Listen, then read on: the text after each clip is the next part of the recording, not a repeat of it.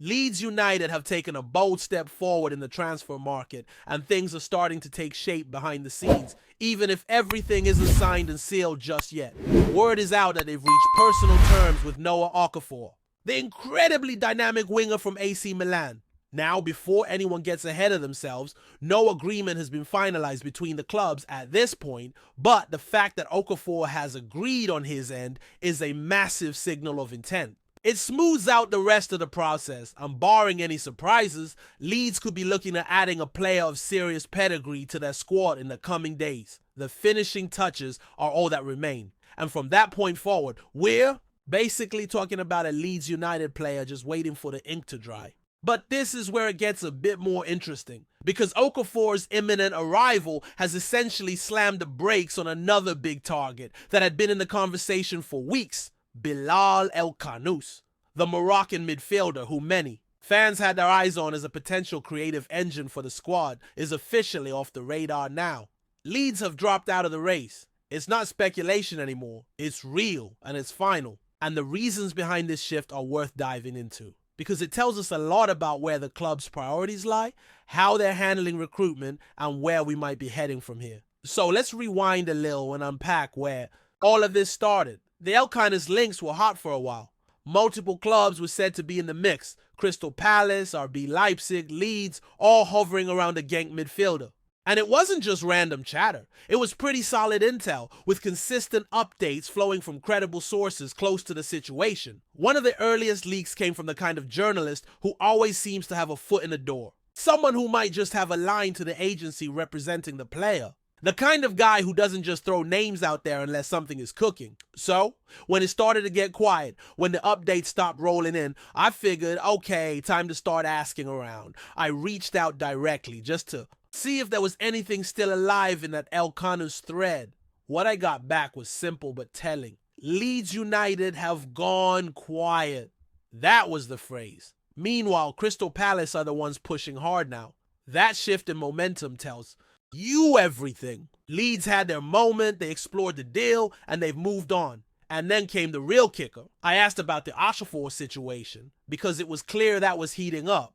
Given that reports were already surfacing about personal terms being agreed, I wanted to know if that had essentially killed off any lingering interest in El-Khanous. The answer? Yes. It's very likely the end of the road. Leeds are putting their eggs in the Okafor basket, and the chapter on El-Khanous is closed. At first glance, it might seem a bit odd.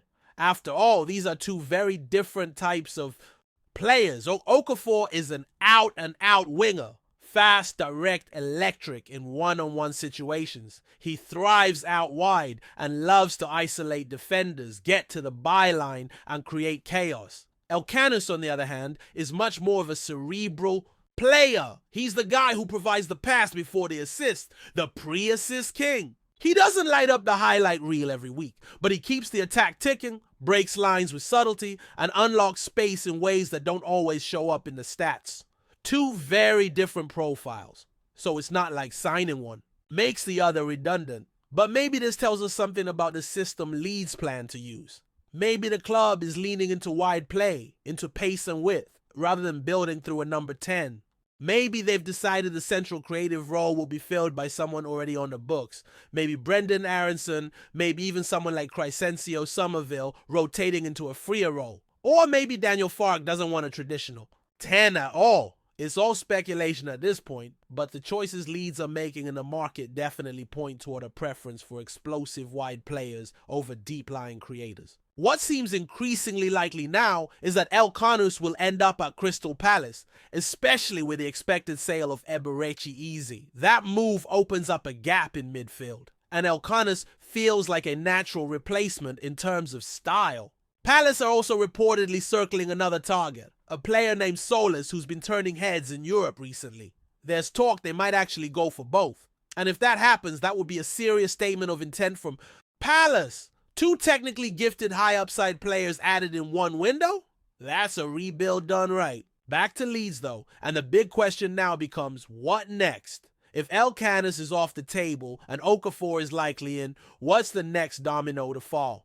One name that keeps cropping up, and I'll admit I had to double check the pronunciation, is Fotis Ioannidis. He's a Greek striker playing for Panathinaikos, And let me tell you, his numbers are something else. 15 goals in 25 starts last season. That is not normal output. And it's not just stat padding in a weaker league either. He's been impressing on multiple fronts and offers a blend of goal-scoring instinct with smart off-ball. Movement. The more you dig into Ioannidis, the more you start to see a pattern. He's not just a fox in a box. He can drop in, link play, and create space for others. He floats in the way you want a modern striker to float. Never static, never predictable. His name being floated by scouts connected to Leeds makes sense. People like Lucky and Andrea, names you'd recognize if you spend time in the Leeds United transfer echo chamber, are rarely off the mark when it comes to identifying targets who are being seriously considered. Of course, last season was a bit stop-start for him. Injuries did play a part, and there's always going to be some concern there. But let's be real. Leeds are not going to sign players with perfect injury histories. That's just the reality of the market we're shopping in. If a player is completely clean with no medical red flags and already performing at the top level, chances are he's getting snapped up by a Champions League side. Leeds, for the moment, are operating in that tier just below, where you take risks on potential, on talent that might have a blemish or two. We've seen that with Okafor as well. There are whispers about attitude. Some fans have voiced concerns about professionalism, commitment, or how he handles adversity. And those are fair concerns to raise. But again, this is what the market looks like when you're trying to rebuild intelligently without throwing silly money around. You're not going to find Saints who are superstars and also available for a cut price deal. You've got to trust the club's leadership to manage personalities, to create an environment where players are held accountable and where potential is realized. And in that regard, I actually think Leeds are doing a pretty smart job so far. There's been a lot of chatter about why the club doesn't just go all in, put the money on the table, and force deals through. Fans want decisive moves, and I get that. We all want the kind of summer where signings are unveiled with fireworks and hashtags. But the slow, methodical, financially cautious approach, that might just be the right one. It's not sexy, but it's sustainable. Because here's the truth nobody wants to say out loud. There's still a possibility that Leeds don't go up this season. There's still a chance that despite all this work, things don't click. And if that happens and you've spent like you're already in the Premier League, you're in big trouble. Just ask Sunderland. When you commit to expensive permanent deals and then don't get promoted, the parachute payments don't stretch as far as people think. The financial fair play hammer comes down hard, and you're stuck, not just rebuilding again, but doing it under massive restrictions. That's the gamble. And that's why the club are looking at players like Okafor, Ioannidis, Haji. Potential, moderate cost with resale value. Players who, if things go wrong, won't sink the wage bill. Players who, if things go right, will still be Premier League quality. That's how you build a squad that lasts. That's how you make the climb back to the top stick, rather than fizzle out after one season. There's still work to be done. No question about it. The fullback situation remains a bit murky. James Justin was being looked at heavily, but recent performances and fitness doubts have cast a shadow there. He may not be the solution anymore. Another name popping up is Kostas Tsimikas, who could be on the move. And while that might just be a rumor at this point, it's not the craziest idea. You want experience? You want someone who's been in high-pressure environments? Tsimikas fits that bill. And depending on how the rest of the market shakes out, Leeds may still go back in for a number 10 type player. But if they lock down the winger role with someone like Okafor, they might just pivot away from that entirely.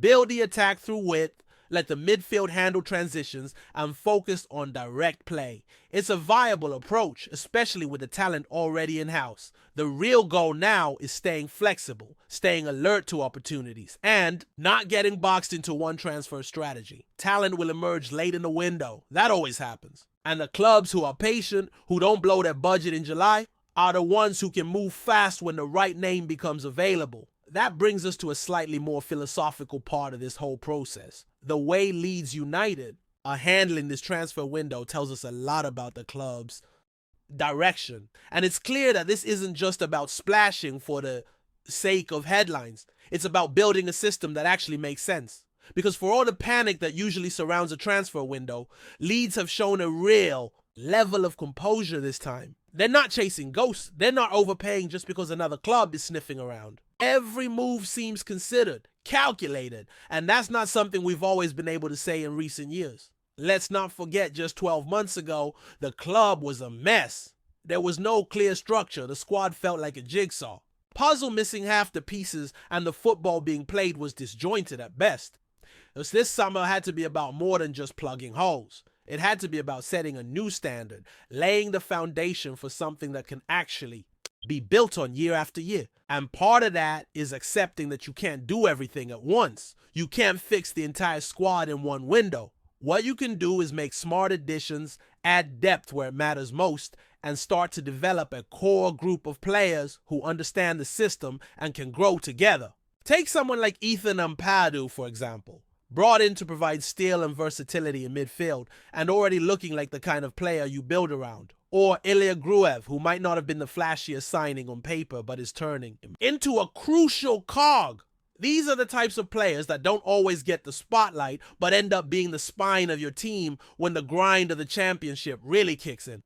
So when we talk about players like Okafor or even Ioannidis, we're not just talking about short-term solutions. We're talking about guys who could be part of that spine. Players who fit the modern game, who can adapt, who can play more than one role, who don't need hand-holding to slot into the system. That's what recruitment has to be now. You're not just buying ability, you're buying intelligence, personality, resilience. You're buying guys who can take on tactical instruction, who won't crumble under the pressure of Elland Road on a rainy Wednesday night. And let's be honest, that pressure is real. Leeds isn't just another club. There's an intensity to being here that not every player is built for. Some guys arrive with huge reputations and fall apart the moment things get difficult. Others come in under the radar and thrive in the chaos. So when we hear that the club are spending more time scouting character than ever before, that's a good thing. That's how you avoid the kind of dressing room breakdowns we've seen in past seasons. You build a group of players who want to be here, who believe in what you're doing, and who are ready to suffer for it if that's what it takes. That's why the whole debate around why didn't Leeds just pay more for El Khanous misses the point entirely. It's not about whether we could afford him, it's about whether he fits the plan. And clearly, after weighing it all up, price, position, fit, character, the club decided to walk away. That takes guts. Too many teams get drawn into emotional transfers. They chase names instead of solutions. They buy based on Twitter hype. Leeds, for once, are doing the opposite, and we have to respect that, even if it means missing out on a player we were all a little excited about. Now let's look a little further ahead, because while a lot of attention is on this summer, the decisions being made right now are clearly with an eye on what's to come. If you look at the age profile of the targets being pursued, there's a trend, early to mid-20s, still developing but already proven at a decent level. That's the sweet spot. That's where you find players who can give you 2 great seasons and then either become part of your long-term core or get sold on for serious profit. It's how you build sustainability, especially in a league like the Championship, where the margins are razor thin and promotion is never guaranteed. And even if promotion doesn't happen this season, even if we're staring down the barrel of another year in the second tier, the goal has to be putting ourselves in a position where promotion becomes inevitable, not just possible. That means not betting the house on one campaign. It means building layers, depth, options, flexibility. You want to get to the point where losing one player to injury doesn't derail everything. Where your bench has real weapons, not just fillers, and we're slowly starting to get there. It's also worth mentioning how the club are operating behind the scenes. Recruitment now seems to be far more collaborative than it was in the past.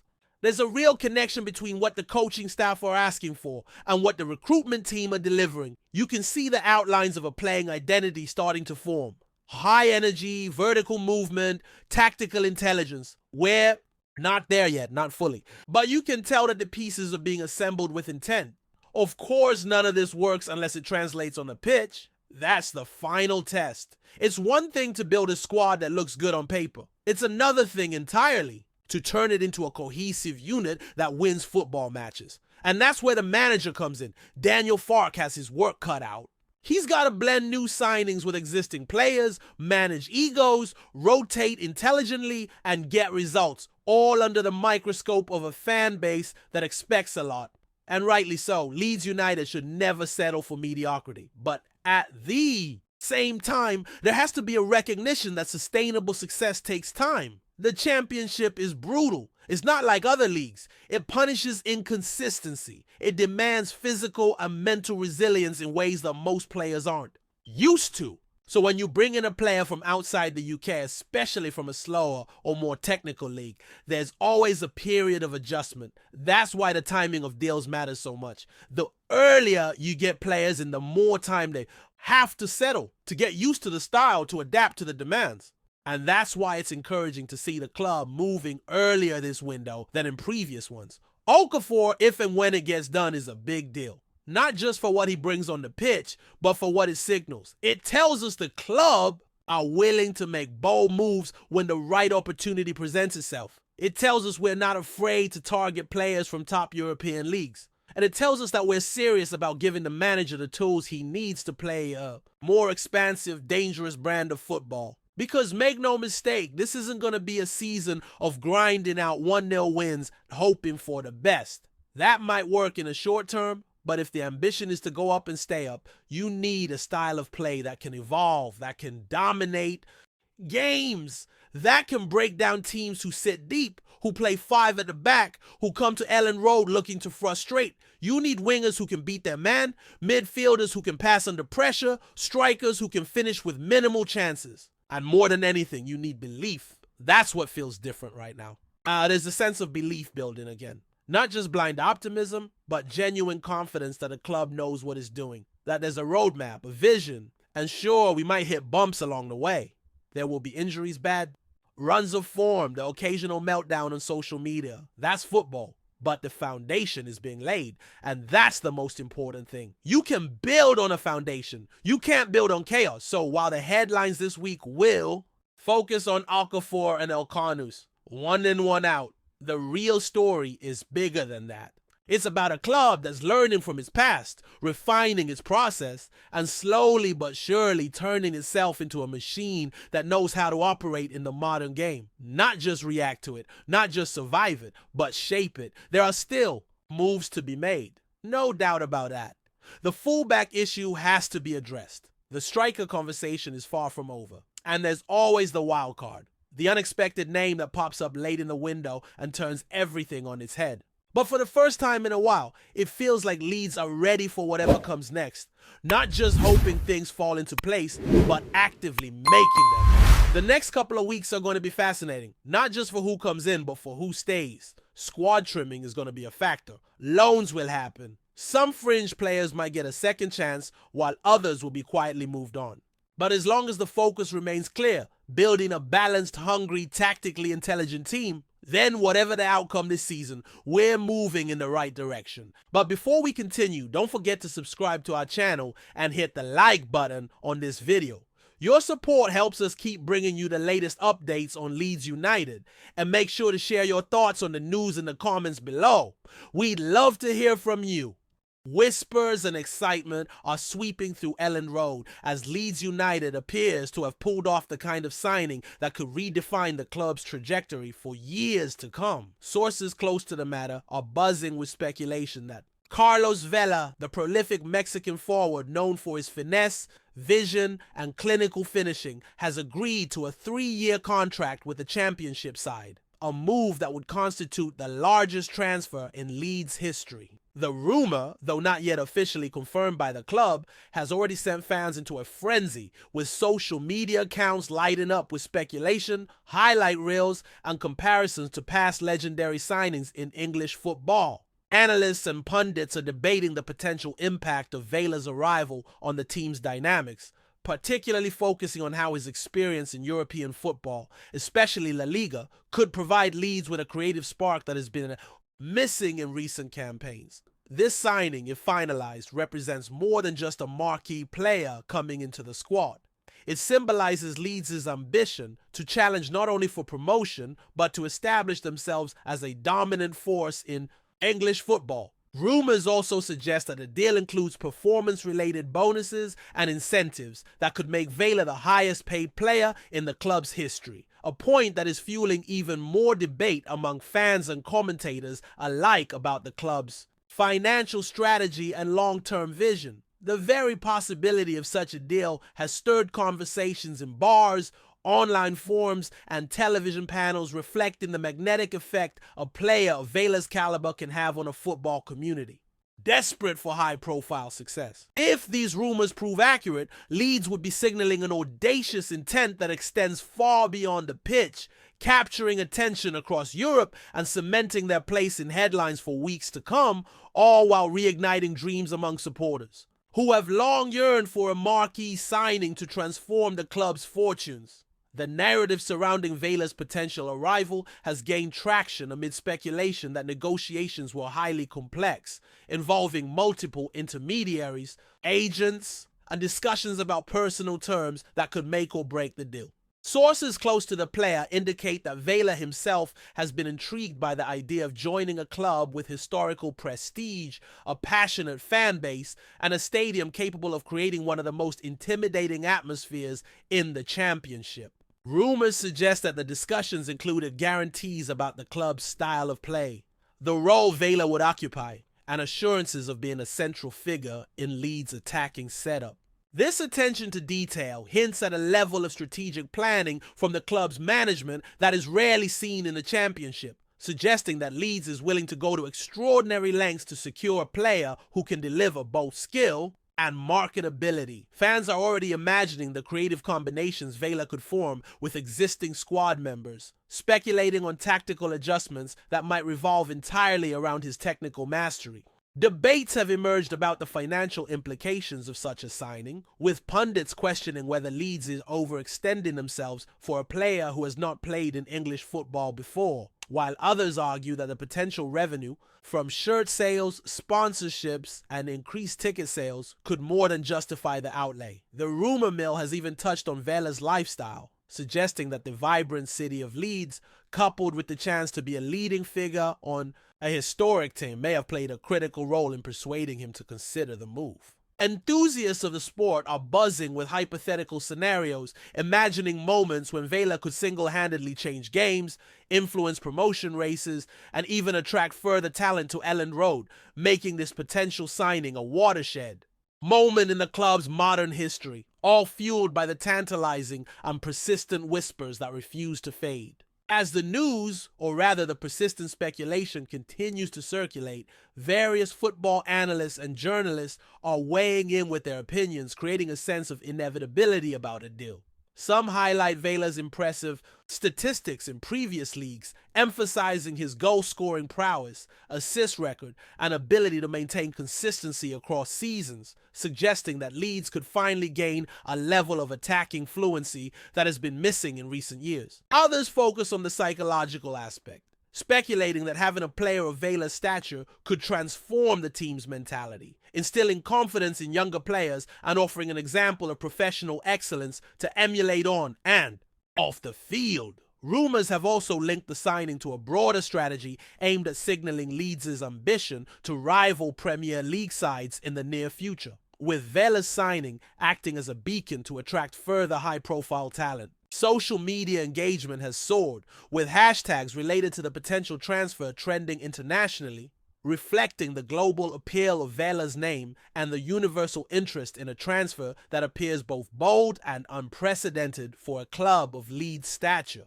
Commentators speculate on potential lineups, tactical formations, and even the cultural integration of VELA into a team that has undergone significant restructuring. The rumor has generated side debates about the transfer market itself, prompting discussions on player valuation, wage structures, and how championship clubs can realistically compete with Premier League financial muscle. Beyond footballing implications, this potential move has inspired local businesses, media outlets, and supporters clubs to anticipate a surge in economic activity and fan engagement, creating a ripple effect that underscores how a single player can catalyze an entire ecosystem, particularly in a community with deep-rooted football traditions. Whether or not the deal materializes, the conversations and excitement surrounding VELA's potential signing are already reshaping perceptions of Leeds United as a club willing to challenge convention and pursue ambition with audacity and flair.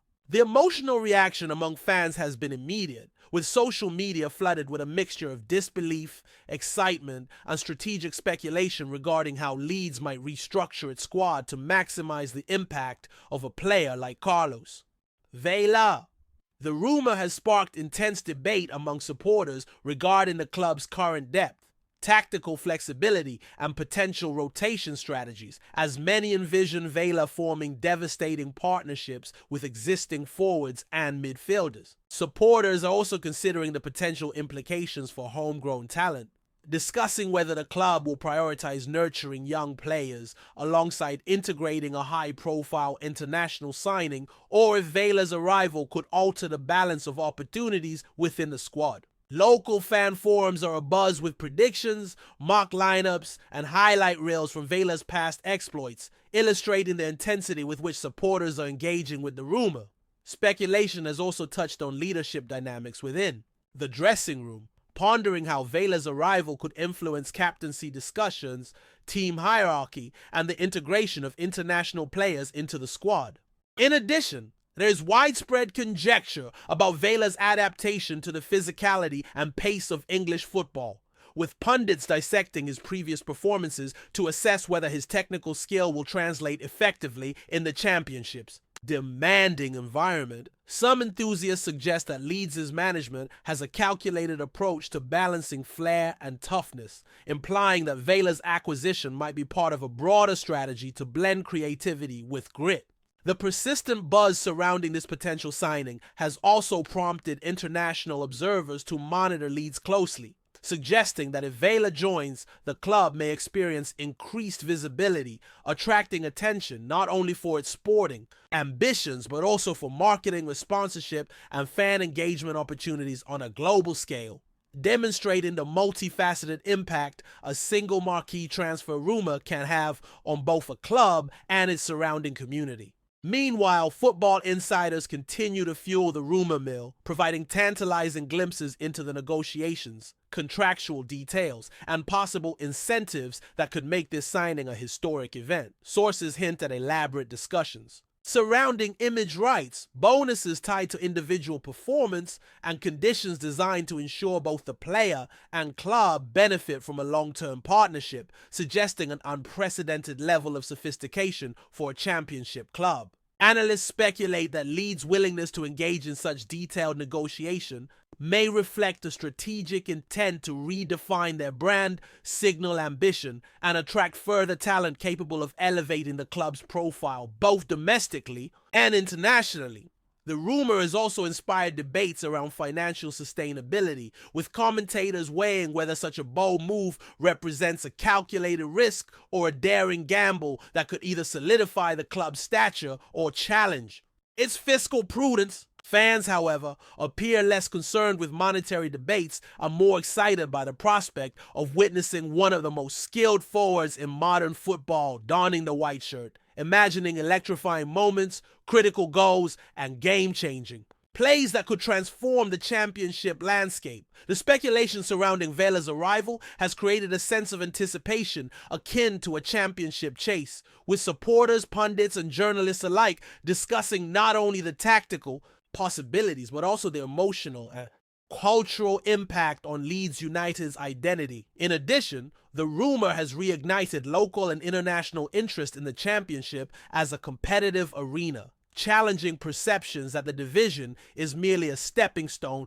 to the Premier League, and instead highlighting the potential for clubs like Leeds to attract world-class talent, reshape narratives, and captivate audiences with bold headline-making ambition. If this deal materializes, the implications will extend far beyond immediate sporting concerns, signaling a new era for Leeds United, fueled by audacious signings, a desire for competitive dominance, and a commitment to captivating the imaginations of fans both near and far. In the broader context of English football, the rumor of Carlos VELA joining Leeds United has sparked endless speculation regarding the potential ripple effects on rival clubs, transfer strategies, and even managerial decisions across the Championship and Premier League. Experts suggest that such a high-profile signing could trigger a domino effect, prompting other clubs to accelerate their recruitment plans, adjust tactical frameworks, and reassess squad composition to counteract Leeds' newfound attacking prowess. Conversations around VELA's potential influence extend beyond goals and assists, encompassing commercial growth, media exposure, and the symbolic weight of securing a player of his caliber, which could elevate Leeds' reputation to that of a club willing to challenge traditional hierarchies. The rumor has also encouraged fans and pundits to analyze historical precedents, drawing comparisons with other significant transfers in England and Europe, and debating whether VELA's presence could inspire a transformation in team culture, morale, and even community engagement. Social media campaigns, highlight compilations, and speculative graphics have surged, reflecting a collective eagerness to visualize what the team could look like with VELA as the centerpiece. Observers are also intrigued by how this potential transfer might influence youth development policies, sponsorship negotiations, and even merchandising strategies, indicating the far-reaching consequences of what began as a rumor. Across bars, digital platforms, and news outlets, discussions revolve around the idea that Leeds' bold maneuver represents more than a tactical adjustment. It signals a strategic vision intent on merging sporting ambition with global visibility. Should the deal solidify, it could redefine not only the club's immediate prospects, but also broader championship dynamics, casting Leeds as a team unafraid to pursue headline-grabbing acquisitions, challenge expectations, and ignite passionate debate in ways that resonate across footballing communities, both domestically and internationally. The very existence of this rumor, regardless of its final outcome, has already become a defining narrative for Leeds United. A tale of audacity, ambition, and the intoxicating allure of a potential superstar arriving at Elland Road. That's it for this update. If you enjoyed the video and want to keep getting exclusive news about Leeds United, be sure to subscribe to our channel and give this video a like. We always look forward to reading your comments and opinions. See you in the next video, Leeds fans.